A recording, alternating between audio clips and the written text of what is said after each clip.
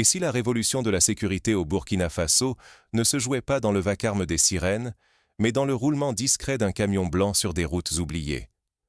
Imaginez un matin ordinaire à Ouagadougou. Le soleil se lève lentement sur les rues de Bonville, un quartier à la lisière de la ville, là où les annonces du gouvernement semblent toujours s'arrêter avant d'arriver. Il n'y a ni tumulte, ni tension. Pas de sirènes hurlantes, pas de policiers pressés. Juste un camion blanc, marqué « Police nationale », qui se gare doucement au centre du quartier, à l'ombre d'un arbre fatigué. Ce matin-là, la peur n'a pas sa place. À la place, la curiosité s'installe. Les habitants s'approchent, dossiers usés en main, actes de naissance, cartes d'identité froissées, preuves de résidence, parfois de simples bouts de papier tenus précieusement. Pour une fois, ils ne viennent pas supplier ni se justifier. Ils viennent réclamer le droit d'exister. Car aujourd'hui, la logique s'inverse. Ce n'est plus aux citoyens de franchir 1000 barrières administratives pour atteindre la police. C'est la police qui franchit la distance, qui vient à eux. Ce simple déplacement du commissariat sur roue bouscule des décennies de séparation entre l'État et ceux qu'on ne voyait pas. Rapidement, la place se métamorphose. Les gens avancent, non pas par crainte, mais portés par l'espoir de recevoir enfin ce que d'autres considèrent comme normal. Être écoutés, protégés, reconnus. En quelques heures, la méfiance recule, la confiance s'installe. L'État, longtemps perçu comme une abstraction lointaine, devient une présence tangible, palpable. Un vieil homme, qui n'avait jamais osé entrer dans un commissariat, repart ce jour-là avec une carte d'identité flambant neuve, sourire aux lèvres. Ce n'est pas qu'une question de papier ou de camion, c'est la possibilité, pour un peuple entier, de retrouver foi en ses institutions, de croire que la justice et la sécurité peuvent devenir des droits accessibles à tous. Mais si cette expérience échoue, la défiance s'enracinerait plus profondément et l'exclusion risquerait de devenir la règle. L'histoire du Burkina Faso nous enseigne que chaque occasion manquée de rapprocher l'État de son peuple creuse un peu plus le fossé de la méfiance. Mais d'où vient cette idée du commissariat mobile et pourquoi le Burkina Faso a-t-il décidé de tenter ce pari risqué? Pour comprendre l'enjeu, il faut revenir à la genèse de cette initiative, à un moment où le pays était secoué par une crise de confiance profonde. Avant l'arrivée du commissariat mobile, la loi semblait n'être qu'un murmure, perdu dans les files d'attente interminables et les rumeurs échangées au coin des rues. Pour légaliser un simple papier, il fallait sacrifier une journée entière, patienter devant la porte d'un commissariat lointain, souvent hors de portée pour la plupart. Une femme raconte avoir marché plus de 3 heures pour déposer une demande, seulement pour apprendre qu'il manquait un justificatif. L'éloignement, bien plus que géographique, creusait un abîme entre l'État et ses citoyens. Dans ces quartiers oubliés, la bureaucratie dressait un mur froid. Elle décourageait toute démarche, éteignait la confiance et installait ce sentiment glaçant d'abandon. Ici, l'insécurité ne venait pas seulement des bandits, mais aussi du vide laissé par ceux censés protéger et servir. Certains habitants disaient que la police n'était qu'une rumeur, un mot prononcé à voix basse, jamais une réalité concrète. Peu à peu, la peur, l'attente et le désespoir s'enracinaient. Faute de présence, la police était devenue une silhouette lointaine, évoquée seulement dans l'urgence. Les administrations semblaient tourner le dos aux réalités du terrain, chaque rendez-vous officiel devenant un parcours du combattant, chaque demande une épreuve supplémentaire. On se souvient de cette mère qui, chaque année, devait supplier pour obtenir un certificat pour inscrire son fils à l'école. Face à cette impasse, une idée inattendue a surgi. Et si l'on amenait le commissariat là où vivent les gens? Un camion, équipé pour accueillir, écouter, régulariser, délivrer ces papiers essentiels à la vie quotidienne. Non pas un simple gadget, mais une réponse concrète, capable de raviver l'espoir même chez les plus désabusés. Cette idée fait écho à d'autres innovations dans le monde. Au Brésil, les Bat-Papo na Praça, des unités mobiles de services publics, ont rapproché l'administration des quartiers périphériques, réduisant la criminalité et le sentiment d'abandon. Car ignorer ces quartiers, c'était laisser la défiance et la criminalité gagner du terrain et risquer de perdre, pour de bon, la légitimité de l'État. L'inaction ici risquait d'alimenter la spirale de l'insécurité et du repli. L'histoire du Nigeria voisin l'illustre, lorsque l'État s'est retiré de certaines zones rurales, des groupes criminels ont comblé le vide, imposant leurs propres lois. Mais toute solution nouvelle s'accompagne de doutes. Comment ce camion a-t-il vu le jour? Et surtout, qu'a-t-il bouleversé, une fois lancé dans les rues de Ouagadougou? Pour répondre, il faut plonger dans les coulisses d'une décision politique audacieuse. Au cœur de la crise, une poignée de décideurs burkinabés, menée par l'inspecteur général Thierry Touina, a tenté un pari inédit.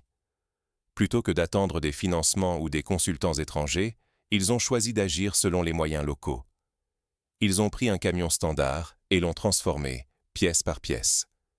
Scanner, imprimante, appareil photo, tout est branché et connecté au Bureau national d'identification. D'un côté, un guichet pour la légalisation des documents, de l'autre, un espace confidentiel pour recueillir des plaintes ou écouter les récits des victimes. Tout à l'intérieur est conçu pour rendre service, tout de suite. En moins d'une demi-heure, chacun peut demander une carte d'identité, légaliser un document ou confier ses soucis à un agent attentif. Les machines pour scanner, imprimer et photographier sont prêtes à l'emploi, reliées au Bureau d'identification nationale. Les démarches se font sur place, sans détour ni délai inutile. L'un des premiers bénéficiaires, un jeune homme du quartier Zogona, a raconté avoir reçu son acte de naissance renouvelé en moins de 20 minutes, alors qu'il avait attendu plus de 2 semaines lors de sa précédente tentative dans un commissariat classique. Dès la première journée, la rumeur attire une foule que l'on n'aurait jamais vue devant un poste classique. Des centaines de personnes, souvent invisibles ou méfiantes, font patiemment la queue. Beaucoup, pour la première fois, osent parler à la police sans crainte.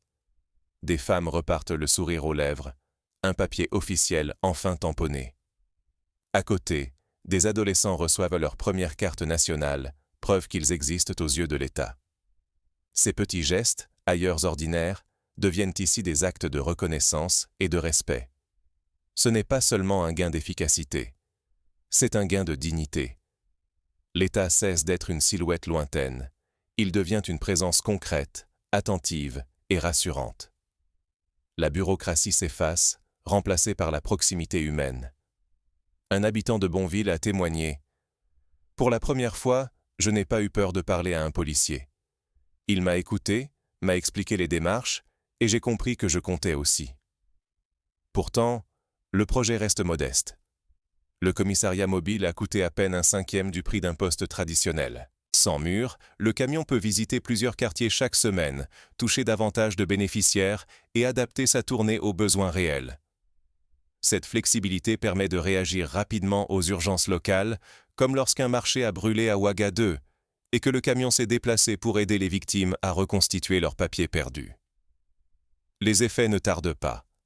La confiance envers la police augmente, les petits délits reculent, et un nouvel espoir naît dans ces quartiers trop longtemps négligés. Les habitants redécouvrent leurs droits, l'État retrouve une légitimité oubliée. À Bonville, le nombre de plaintes déposées a doublé en 1 mois, preuve que les gens osent à nouveau faire appel à la justice. Mais il suffit de laisser l'État lointain et inaccessible pour que l'exclusion gagne du terrain et que la criminalité prospère.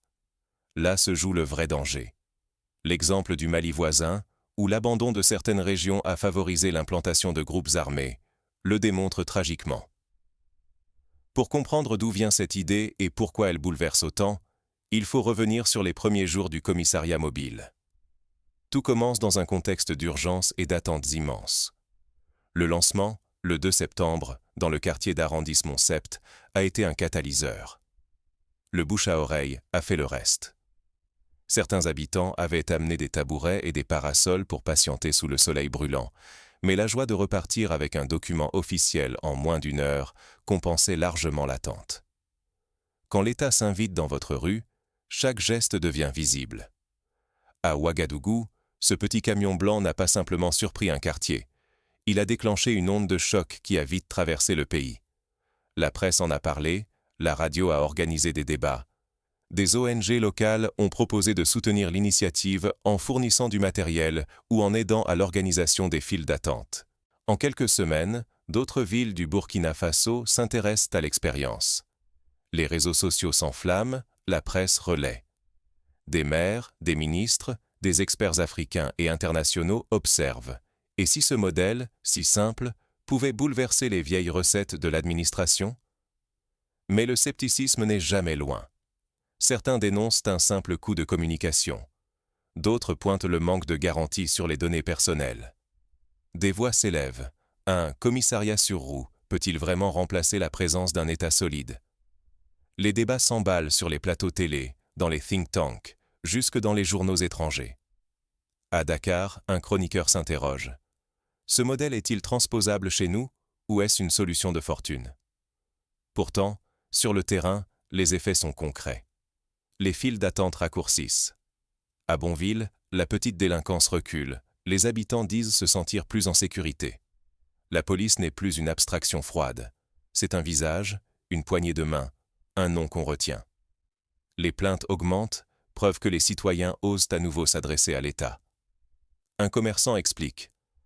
Avant, je ne déclarais jamais les vols. Je pensais que cela ne servait à rien. Aujourd'hui, je sais à qui parler.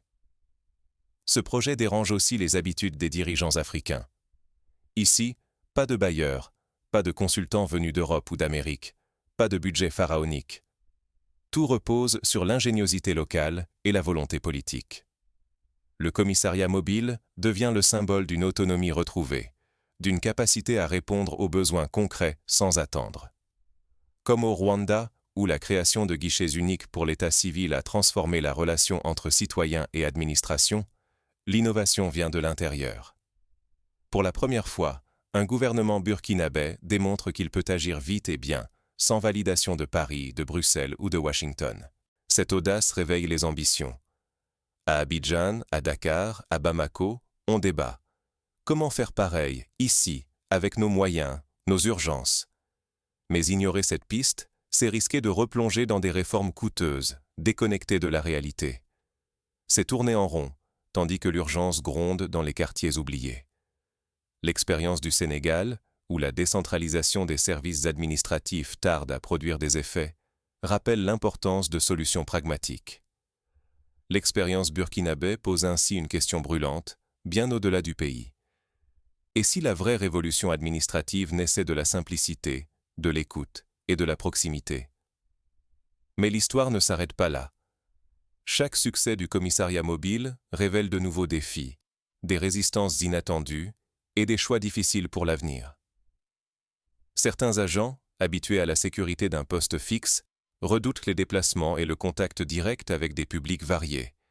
Il a fallu organiser des formations, instaurer des règles strictes pour la gestion des fils et la confidentialité des données. Des associations locales ont soutenu la démarche, proposant même des médiateurs pour faciliter le dialogue entre police et habitants. Il ne s'agit pas d'une question de technologie, mais de présence et de courage.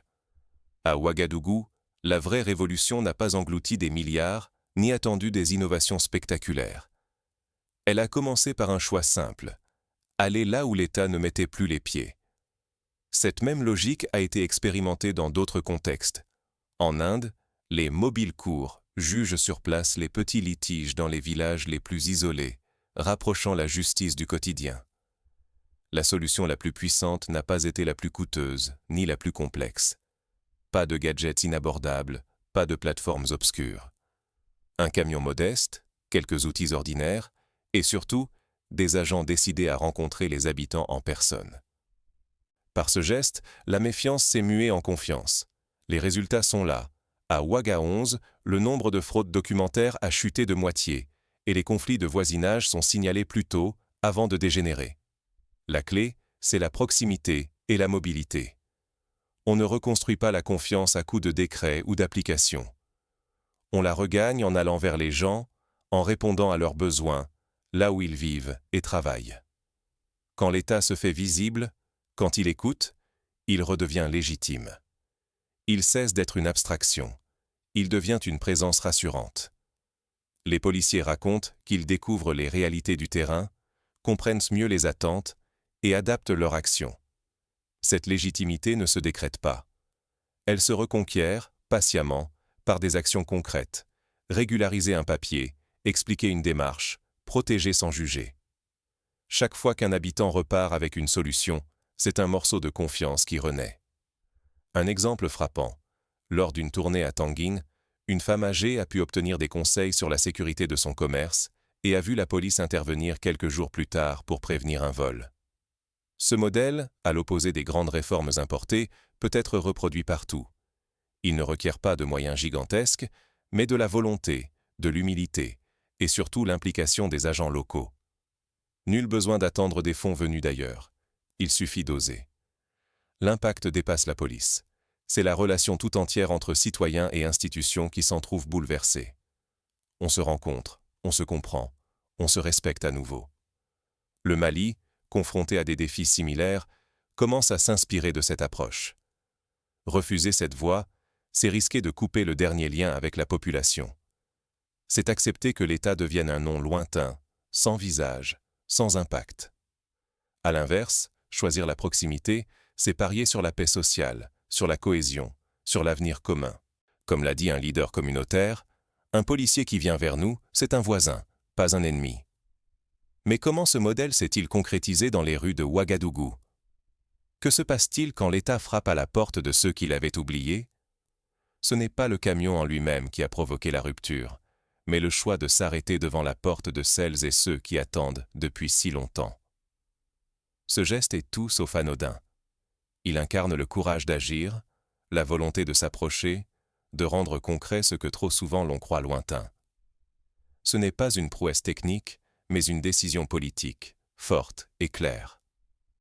Remettre l'État à hauteur d'homme, là où la distance bureaucratique avait creusé des fossés, voilà le véritable défi relevé. Le commissariat mobile, à Ouagadougou comme ailleurs, a démontré que la transformation ne requiert ni des milliards, ni des décennies de promesses. Parfois, la révolution naît du simple fait d'oser changer d'itinéraire et d'aller à la rencontre des oubliés. Dans la chaleur poussiéreuse des quartiers, ce ne sont pas les gyrophares qui ont apaisé les tensions, mais la main tendue, l'écoute, la présence réelle. On pourrait comparer ce geste à l'arrivée des premières écoles mobiles dans les campagnes rurales au début du XXe siècle. Soudain, l'éducation n'était plus réservée à ceux qui pouvaient se déplacer, elle venait à la rencontre de tous. Aujourd'hui, chaque État, chaque société, fait face à un choix décisif. Adopter cette approche, ou l'ignorer, c'est déterminer ce que sera l'État demain. Une silhouette floue et inaccessible, ou une présence familière, attentive, capable de réparer la confiance abîmée. Refuser ce pas vers la proximité, c'est accepter de perdre encore du temps, de l'argent, et surtout l'adhésion populaire. C'est laisser la défiance grandir, là où la dignité pourrait refleurir. L'histoire de la sécurité en Côte d'Ivoire, où l'ouverture de commissariats de proximité a permis de pacifier des zones sensibles, prouve que ces choix dessinent l'avenir. À Bonville, comme dans tant d'autres villes, la leçon est limpide. L'État ne doit plus être un mirage, mais une présence concrète, partageant les soucis et les espoirs du quotidien. Le camion blanc n'est qu'un point de départ. La véritable révolution, c'est de choisir un État qui marche vers les gens, qui répond à leurs besoins, rue après rue. Pour que chaque visage croisé, chaque main serrée, devienne le symbole d'une confiance retrouvée. La question demeure. Aurons-nous l'audace de multiplier ces gestes, d'enraciner l'esprit du commissariat mobile partout? Ou resterons-nous spectateurs, attendant qu'un miracle répare la confiance perdue? Car il ne s'agit pas seulement d'un service, mais d'un avenir à reconstruire, visage après visage. La réponse appartient à chacun. Serons-nous les bâtisseurs de cette révolution discrète ou les témoins silencieux d'une occasion manquée? À vous de décider.